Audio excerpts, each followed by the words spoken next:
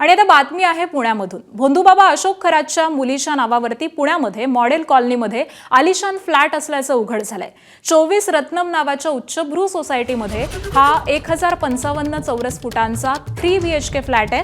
तर 13 सप्टेंबर 2023 ला फ्लॅटची खरेदी करण्यात आली आहे। खरातनं संबंधित बिल्डरला 1,20,00,000 रुपये रोख स्वरूपामध्ये दिल्याचं उघड झालंय।